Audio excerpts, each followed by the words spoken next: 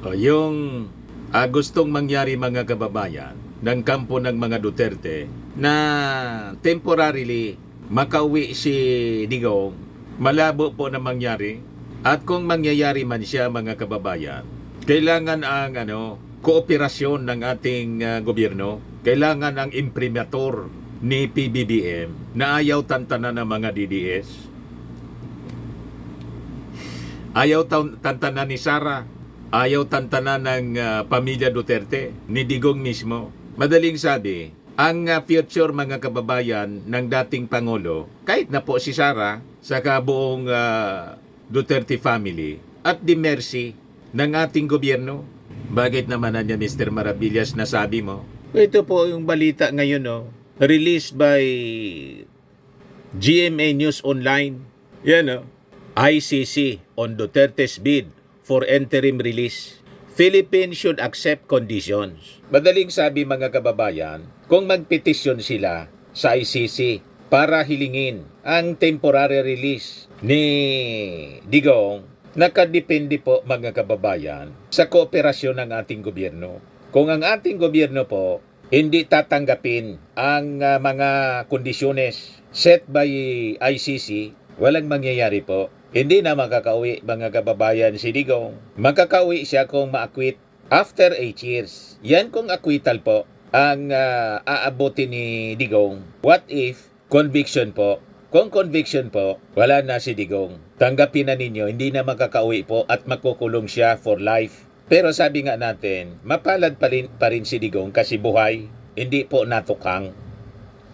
Tama po? At binigyan ng due process. Di niya Mr. Maravillas ang analysis mo niyan. Na checkmate po si Digong. Tama yung kasabihan po, matalino man daw ang matsing, na paglalanganan din.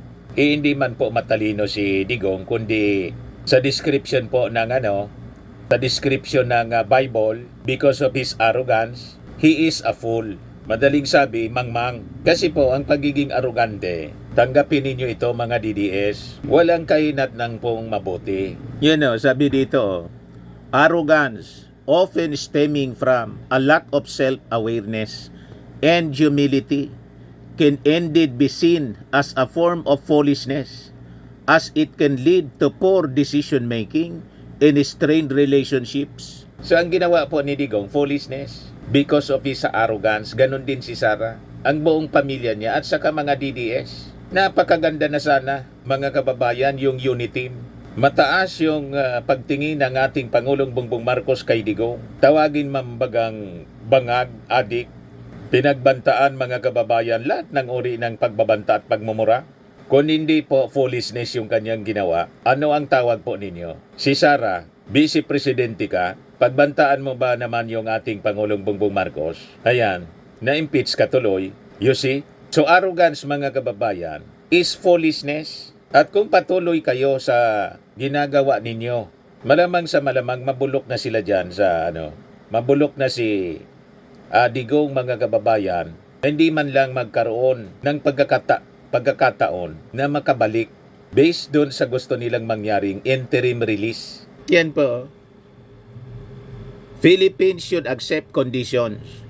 Kung araw-araw pinagmumura ng mga DDS at ang nangunguna sa mga rallies po, doon mismo sa harap ng dahig, harap ng ICC, si Sara Duterte, asa pa kayo na tatanggapin ng ating gobyerno yung kondisyon? O diba? Nakasalalay po sa pagtanggap, pag-accept ng ating gobyerno sa pamumuno ni President Bongbong Marcos ang possibility na pagbigyan mga kababayan ng ICC yung interim release. O ano kayo ngayon? Magpakabait na kasi kayo. Ayaw ninyong magpakabait kasi masyado ninyong pinaniwalaan yung sarili ninyo na mas magaling kayo sa ating Pangulong Bongbong Marcos. Pinaniwala ninyo na ang sarili ninyo na ang ating Pangulo, weak leader, at si Digong, strong leader at matalino, political genius. May political genius ba na na-checkmate ng isang leader na weak na sinasabi ninyo na hindi lang nagsasalita? Nakalimutan kasi ninyo ang kasabihan, matandang kasabihan. Ang tubig daw na tahimik, asahan mo na yan ay malalim. At ang tubig, ang ilog na maingay, asahan mo ayan ay mababaw. Sakto sa description po sa inyo, mga DDS, na ang iingay. Kaya nagkabuhol-buhol ang buhay ninyo, lalo na ng leader ninyo, kasi ang iingay, ang sasama ng mga nilalabas sa inyong mga bibig, ituloy lang ninyo yan na mga pinagagawa ninyo. Pati yung advice sa inyo, unsolicited advice sa mga OFW na huwag kayong makisawsaw dito, na gusto ninyo mag-zero remittance para ipakita ang protesta. Nag-warning na si Enrile. Pag hindi ninyo pinakinggan ang warning ni Enrile, ibig sabihin yan, pinapahamak ninyo yung sarili ninyo. Di ba? Yung mga perks, sabi ni Enrile, pwedeng mag-retaliate yung Congress. Alisin yung mga perks ninyo. Yan yung warning ni Enrile. Mag-isipan niya ng maraming beses about the adverse consequences ng zero remittance week na sinasabi ninyo. Pakinggan ninyo ang advice ng matanda. Yan sabi ni Enrile. If such an advice is followed by some OFWs, what will happen should Congress, for instance, retaliates in cancel all or also suspend the tax privileges of the OFWs that follow the advice? Adding that OFWs also need to have passports to be able to work in other countries. As I said before, for every action, there is always a possible counteraction. Tulad ng nangyari po sa mga Duterte, lahat ng aksyon nila, masasamang ginawa nila, may counteraction yung gobyerno. Ito na yung inabot ng mga Duterte. Si Bato de la Rosa ngayon, in hiding na po. Si Pulong, magta-travel sa 17 countries. Nasabi nga natin, malamang naghanap ng bansa na pwede silang mag-seek ng asylum. Inabando na po yung kampanya sa Davao. So nagkasira-sira po yung kanilang buhay as a result, as a consequence ng kanilang mga maling aksyon. O ngayon, nag-react yung mga supporters ni Digong. Matitigas talagang ulo. Yan mga reactions po. Sabi ni Nicolay, hindi naman ikaw at si Enrile ang nagtatrabaho para sa mga OFW, kaya wala kayong pakialam sa kung anong gustong gawin nila sa kanilang pinagpaguran. Sabi ni Emery, ang hirap tanggapin, sir. Karamihan ng OFW nakasuporta kay Digong. Sabi ni Eloisa, pananakot pa more. Sanay na sanay gaya nung nakaraang rehimen. Balik diktadorya at marsyalo na ba? Tigas ng ulo ninyo. Ituloy na lang ninyo ang plano ninyo and suffer the consequences. Bala kayo sa buhay ninyo. Tama?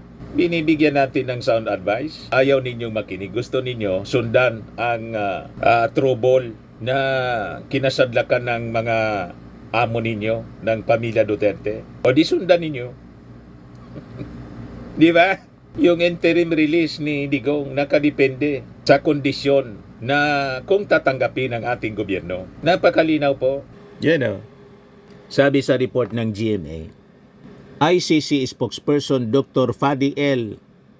Abdallah told GMA Integrated News in an exclusive interview that Duterte's bid for interim release needs to be discussed before the judges.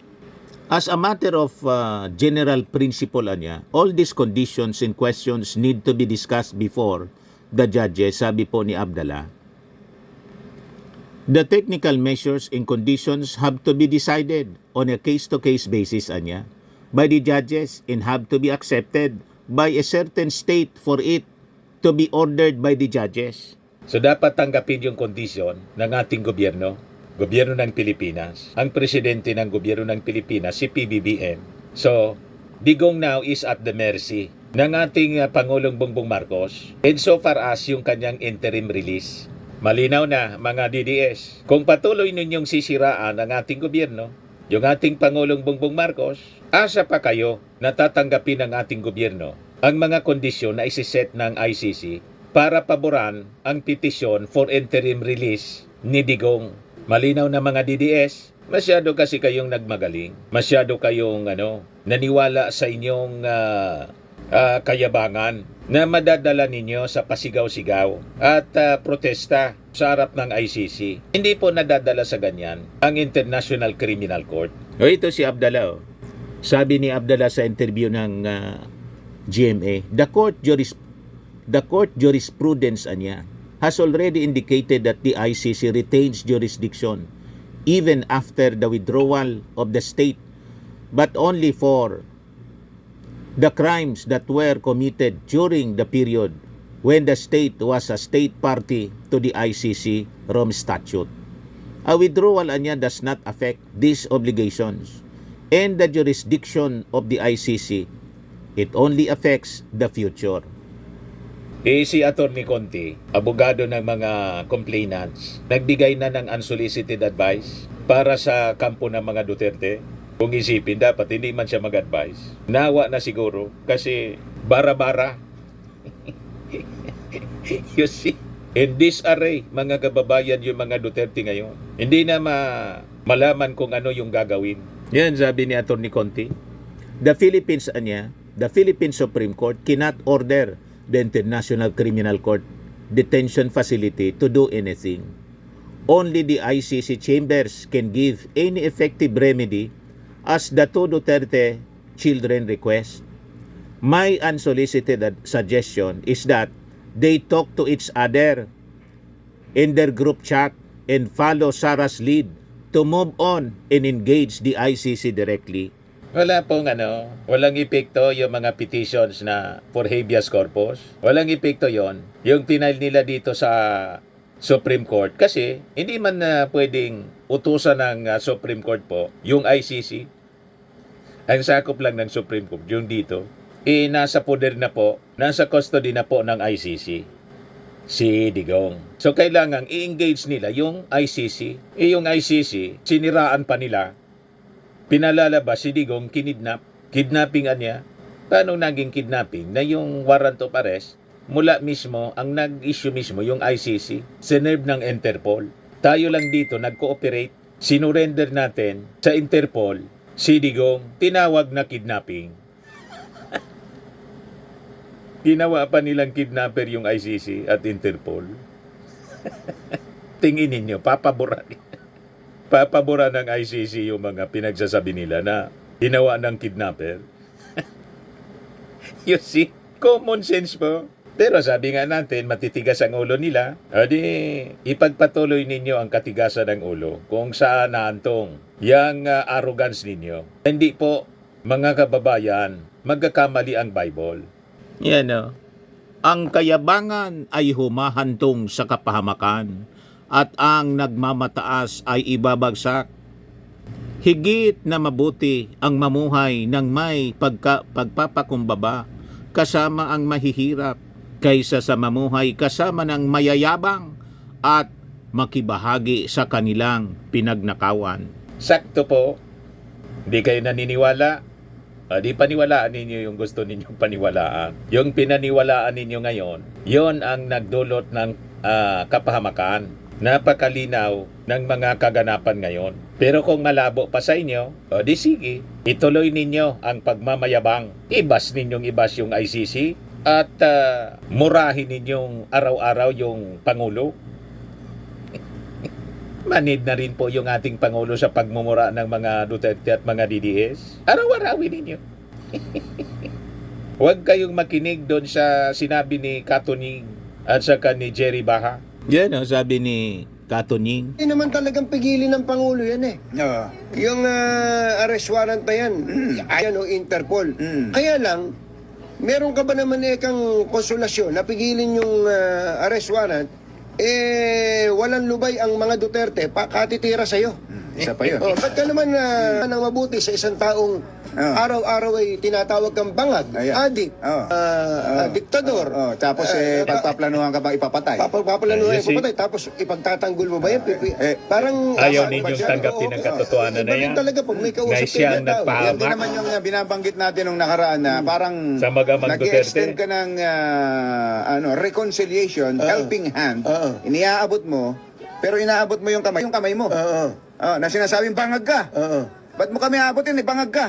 Ngiwi ka. Ay, Lahat. paano nga naman mangyayari yun? Kumbaga, Andun tayo eh. umaasa ka sa kapwa mo na mabuti ang gagawin sa'yo, pero ginagawan mo naman siya ng masama araw-araw. Yun ang sinasabi natin. Oo. Hindi pa rin malinaw sa inyo mga DDS. Ituloy lang ninyo ang paninira kung saan aabutin yung paninira ninyo. At itong ating programa mga kababayan, atid sa inyo nitong ating mga sponsors. Fairmax Framing and Lifting Cream. Pinapahid po sa mga pulses in affected area. Mainam po ito sa mga pains at paninigas ng mga kaso-kasuan. Ito sa mukha naman yung application, anti-aging, automax po siya. Ito ay Glow 60 mga kababayan. Whitening po siya. Made in South Korea. Ito naman po, Ningxia Red Mix Fruit Drink. Gawa po siya sa goji berry. May anti-cancer properties po siya. At sa mga nagana po ng malinis and spacious fitness gym, pumunta lang po kayo sa aming Colossal Fitness Gym. May Grab ka rental din po kami. At bills payment po sa aming office. At saka sa mga mahilig po sa mga imported bags, manood po kayo sa live selling ni Madam Aileen Rosales sa kanyang Aileen Closet po. Pati mga shoes, ito yung kanya po. Ito yung kanyang page. Kita ninyo, napakagandang mga online selling po siya. Si Madam Aileen Rosales. At cellphone number niya po, 773-798-7816.